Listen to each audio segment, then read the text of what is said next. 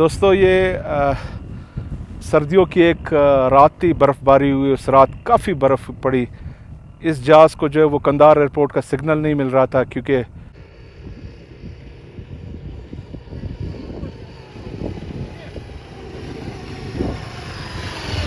इससे पहले कि मैं आपको अफ़गानिस्तान आरियाना एयरलाइन की जहाज़ का पूरा किस्सा सुनाऊं, फ़िलहाल मैं आपको भेड़ बकरियों वालों का एक खेमा दिखाता हूं, जहां से वो अपनी बकरियों को जो है वो या अपने बकरों को चराते हैं और इन खुले मैदानों में जो है वो इनको खूब मोटा ताज़ा करके फिर बाद में बेच देते हैं। अस्सलाम वालेकुम दोस्तों। तोबा चकज़ई में जो है वो इसको बोलते हैं दवसी सर, यानी हिरन का सर। क्यों बोलते हैं वो तो मुझे मालूम नहीं है, लेकिन इतने खूबसूरत फूल खिले हुए हैं। और यहाँ पे हम एक वताक पे आए हुए हैं, भेड़ बकरियों वाले का आप समझ लें एक वताक है, एक खेमा है। उनकी अपनी भेड़ें हैं, पूरा सिस्टम है और खेमा लगा हुआ है। तो इस तरफ जो है ये भेड़ें हैं इनकी, और तकरीबन कोई 100-150 के करीब होंगी। और थोड़ा करीब से अगर आप दिखा सकते हैं नज़दीक, बहुत ही खूबसूरत। अभी ये तकरीबन कोई 2 बजे का टाइम है, 2:30 से 3 बजे ये दोबारा ये शुरू करेंगे, इनको ले जाएंगे चराने के लिए। तो अभी जो ये रेस्ट कर रहे हैं, इनके नमाज का और खाने का टाइम है। हम भी नमाज़ पढ़ लेते हैं और उसके बाद जो है फिर हम किसी और जगह को एक्सप्लोर करेंगे। संगे अब ज़रा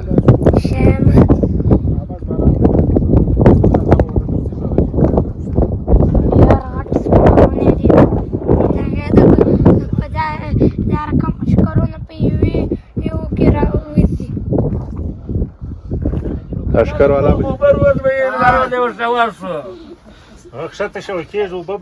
چیره برطرف خطای سو بیا کنس را خطای جیټه د جیټه مستره جیټه جیټه خدا وسم ولا دا هغه من څنګه لار راوستل ته زو یار دا هغه جان نه وخه میں کر دغه یہ یہاں پہ लांदी है भाई, आपको लांदी दिखाते हैं।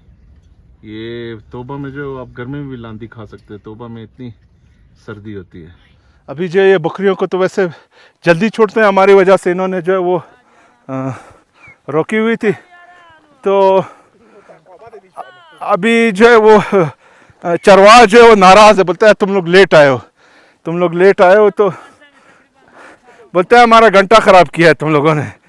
तो अभी जो है यहाँ से ये लोग इसको छोड़ेंगे घास फूस के लिए, और शाम तक फिर ये इनको वो करेंगे। अब सराजा दमक सलीर का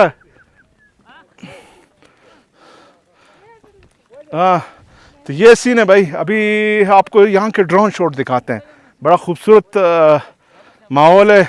अनफॉर्चुनेटली 10-15 दिन बाद आते तो ग्रीनरी ज़रा ज़्यादा होती। तो चौदह नहीं दीदा गर्दन नर्जे 244 तादाद 244 है, और सारे जो है वो नर है। यहाँ पे बकरियाँ ऐसा रास बांधे का बस। चरवाहों की भी अपनी अलग ही ज़िंदगी होती है। सुबह जैसे ही सुबह होती है तो ये निकल पड़ते हैं अपनी भेड़ बकरियों को लेकर और इनको चराने के लिए ले जाते हैं, और 11 बजे तक ये चराते रहते हैं। इस बीच में जहाँ इनको पानी मिला या जहाँ पानी होता है वहाँ ले जाते हैं, इनकी प्यास बुझाते हैं, और 11 बजे तक ये कोशिश करते हैं अपने खेमे में या जो इनका वताक होता है वहाँ तक ये वापसी कर लेते हैं। फिर आराम करते हैं, सस्ताते हैं, खाना खाते हैं, नमाज़ पढ़ते हैं, और उसके बाद 2 या 2:30 बजे या अगर गर्मी बहुत ज़्यादा तेज़ हो तो 3 बजे के टाइम इनको दोबारा लेके निकल पड़ते हैं। एक साथी जो है वो खेमे में रह जाता है और रात के खाने का बंदोबस्त या पानी का बंदोबस्त या दूसरा बंदोबस्त करता है, और दूसरा साथी निकल पड़ता है पहाड़ों में अपनी भेड़ बकरियों को चराने।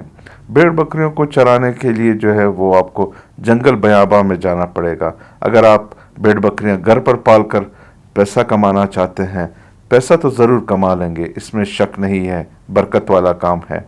लेकिन यह है कि अगर सही मानों में आप 10 का 20 बनाना चाहते हैं या 20 का 40 बनाना चाहते हैं तो आपको भेड़ बकरियों को चराना पड़ेगा। इनको जो है वो कुदरती खुराक देनी पड़ेगी। एक तो इनमें जायका आएगा, दूसरा ये जो है बीमारियों से महफूज रहेंगे, फिट रहेंगे। और आपने कभी देखा है किसी चरवाहे को कि वो मोटा हो? चरवाहे को और कोई परेशानी नहीं होती। पहली परेशानी उसकी यही होती है अपनी भेड़ बकरियों को अच्छी तरह से खिलाना पिलाना। दूसरी उसकी ज़िंदगी में यह है कि उसके किसी तरह शादी हो जाए। और तीसरा वो सोचता है कि शायद अगर कभी उसे मौका मिला तो वो एक दिन हज पे, एक दिन मक्के जाएगा हज करने। यही इसकी टोटल 3 परेशानियां होती हैं।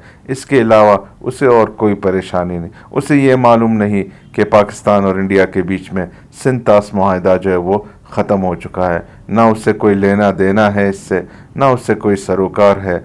बस वो जहाँ घास फूस देखता है, पानी देखता है, अपनी भेड़ बकरियां वहाँ ले जाता है और वहाँ अपना खेमा और मस्कन लगा लेता है और इस दुनिया से बेफिक्र हो जाता है। फिर उसे न सिग्नल, न इंटरनेट, न किसी चीज़ की परवाह है।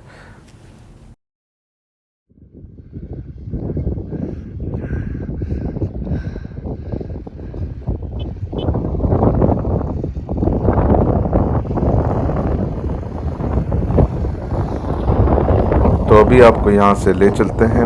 आप रास्ते के नज़ारे देखते जाएं और कच्ची पक्की सड़क देखते जाएं और रास्ते के खूबसूरत फूल देखते जाएं। हम आपको एक अगली लोकेशन पर ले जाते हैं। तब तक आप नज़ारे देखें और ख़ामोशी से वीडियो देखते रहें।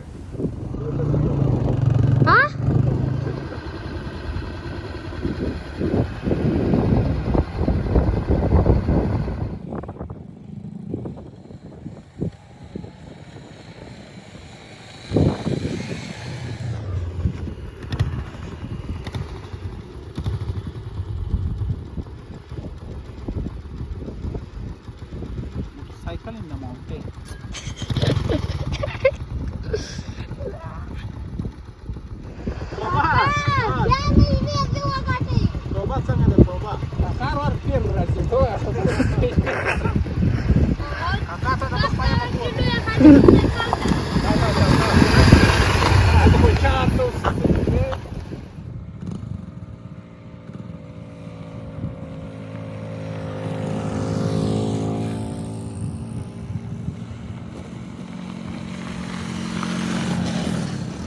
ये इसको जो है वो तोबा क्रॉस कहते हैं।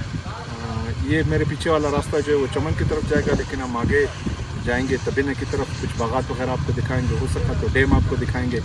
और टाइम जो शॉर्ट है, लेकिन मेरे पीछे आप जहाज़ का मलबा भी देख रहे हैं। एक बदकिस्मत अफगानिस्तान का बदकिस्मत जहाज़ जो अपने तकरीबन 100 मुसाफिरों को लेकर जो है ईद के लिए जा रहा था। उनको जो है वो एयरपोर्ट की लाइट्स नज़र नहीं आ रही थी। उन्होंने बहुत कोशिश की कोयटा जाने की, लेकिन अनफॉर्चुनेटली उनको कोयटा की लाइट्स भी नहीं मिली। तो जहाज़ यहाँ गिरा और तकरीबन ऑलमोस्ट सारे उसमें शहीद हो गए। दोस्तों, ये सर्दियों की एक रात थी, बर्फ़बारी हुई। उस रात काफ़ी बर्फ़ पड़ी। इस जहाज़ को जो है वो कंधार एयरपोर्ट का सिग्नल नहीं मिल रहा था क्योंकि बादलों की वजह से। तो ये बदकिस्मत जहाज़ जो है यहाँ पे गिरा। और एग्जैक्टली तो मुझे याद नहीं है कि ये 1999 या 2000 का साल था, लेकिन कुछ बदकिस्मत मुसाफिर जो ईद के लिए जा रहे थे वो सारे इनमें शहीद हो गए। तो इसका मलबा अभी तक भी यहाँ पड़ा हुआ है और दुआ करते हैं कि अल्लाह पाक उनको अपने जवार रहमत में जगा दे। हाँ,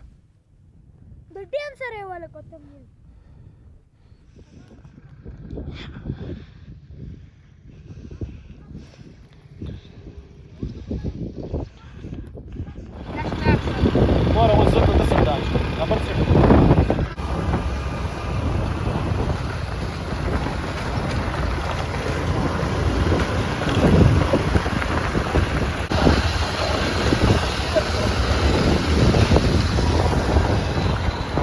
Curtiu, Alex?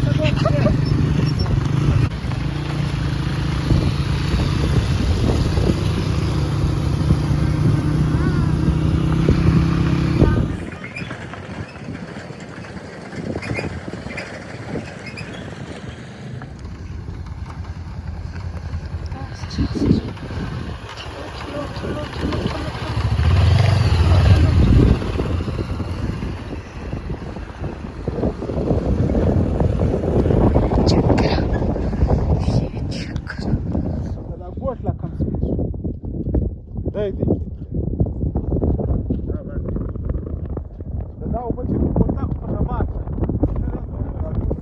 यार बहुत थक गए यकीन करें ऑफ रोडिंग में। एक तो ये टायर मोटा टायर है, अच्छी बात तो ये है कि मतलब ट्यूबलेस है, लेकिन ये है कि पत्थरों से इस तरफ उस तरफ करना यकीन करो थका दिया है। और बहुत ज़्यादा भूख लग रही थी। यहाँ पे एक दुकान मिला है तभी ने क्रॉस पे, तो वहाँ से जो है वो बिस्किट शिस्किट उठाया, बोतल उठाया। हाँ माउंटेन ड्यू। लोग जो है वो चाय का भी बोल रहे हैं। डैम में जो है वो इस साल इतना पानी नहीं है, लेकिन अगर एक बारिश हो जाना यार ये इलाका पूरा लश ग्रीन हो जाएगा। तो बोतल पीते हैं, बिस्किट खाते हैं और आपको जो है वो एक कुछ और नज़ारे दिखाते हैं।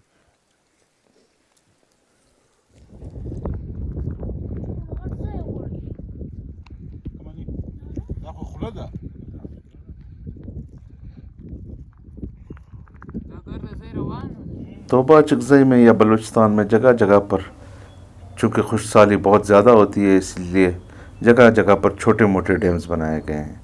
इन डैम्स की अपनी इफादियत है, लेकिन कुछ इनके नुकसानात भी हैं। और तोबा चकजई चूँकि अफ़गानिस्तान के बिल्कुल साथ बॉर्डर इसका लगता है, तो ये वाला पानी जो है वो बह के अफ़गानिस्तान में शामिल हो जाता है। यहाँ पे बंद बनाने से फ़ायदा ये हुआ कि लोगों ने इसके नीचे अपने बागात को सैराब करना शुरू किया। और ये डैम मुझे इस वजह से भी अच्छा लगा कि यहाँ पे मुझे बतख उड़ते हुए नज़र आए। और अच्छी बात यह कि लोग इसका शिकार नहीं कर रहे हैं। तो ये पानी जैसे मैंने आपको बताया कि बह के अफ़गानिस्तान में शामिल हो जाता है। अब डैम बनाने की वजह से लोगों ने इसके नीचे जो है वो अपने बागात काश किए हैं। सोलर पैनल लगा के जो है वो इस डैम से पानी निकाल के अपने बागात में ले जाते हैं या ट्यूबवेल के ज़रिए अपने बागात को आबाद करते हैं। बहरहाल डैम बनने से कुछ फ़ायदा तो ज़रूर हुआ है। तो अब इस डैम से चलते हैं और आपको एक नई लोकेशन दिखाते हैं और फिर वहाँ से उसके बाद आपको खुदाफिज करते हैं। तो ये सारे बागात बिल्कुल अफ़गानिस्तान के सरहद पर है, पाकिस्तान और अफ़गानिस्तान के सरहद पर। और तोबे के बागात, तोबे का जो सेब है वो शायद ही आपने पूरे पाकिस्तान में किसी जगह खाया हो। बहुत ही कमाल का, क्लास का और जायकेदार सेब होता है तोबे चकजई का। और रंग में भी काफ़ी सुर्ख और लाल होता है, क्योंकि यहाँ सर्दी बहुत पड़ती है, बर्फ़बारी होती है, टेम्परेचर अक्सर मार्च में भी माइनस में रहता है। तो इस वजह से इसके सेब जो है वो काफ़ी लाल, रंगदार, जायकेदार और मज़ेदार होते हैं।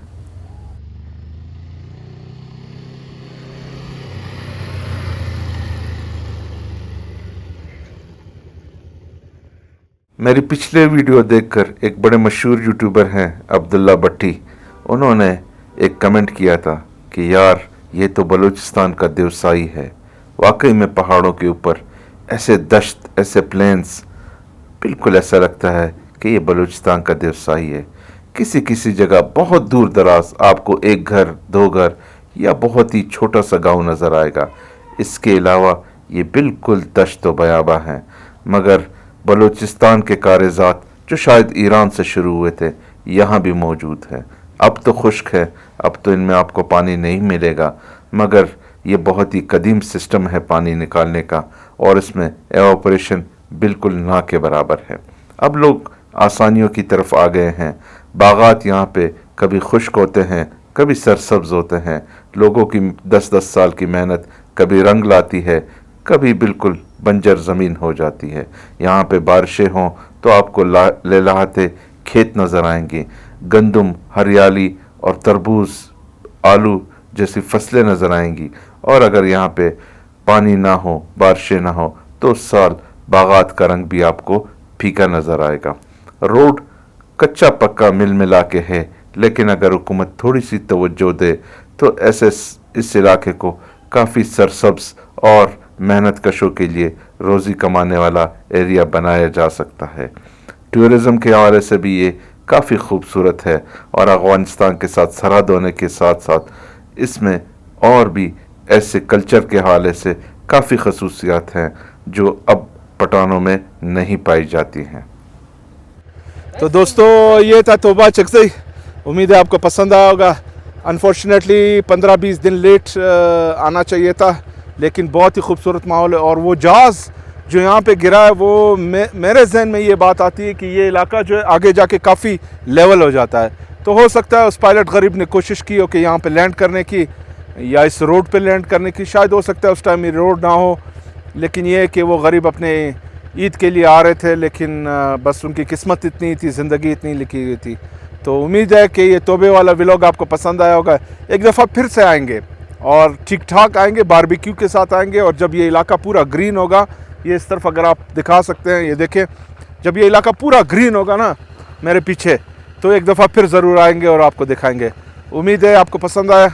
अल्लाह हाफ़िज़। मैं हूँ बशीर अहमद, मुझे इजाज़त दीजिए। अपने दोस्तों के साथ अपना बहुत सारा ख्याल रखें। मिलते हैं किसी और नए व्लॉग में, या तोबा चकज़ई दोबारा चक्कर लगाएंगे। अगर बारिशें हुई और ये इलाका सरसब्ज हुआ तो इंशाल्लाह आपको एक दफ़ा फिर ज़रूर दिखाएंगे या चकज़ईयों का आबाई वतन। अल्लाह हाफ़िज़।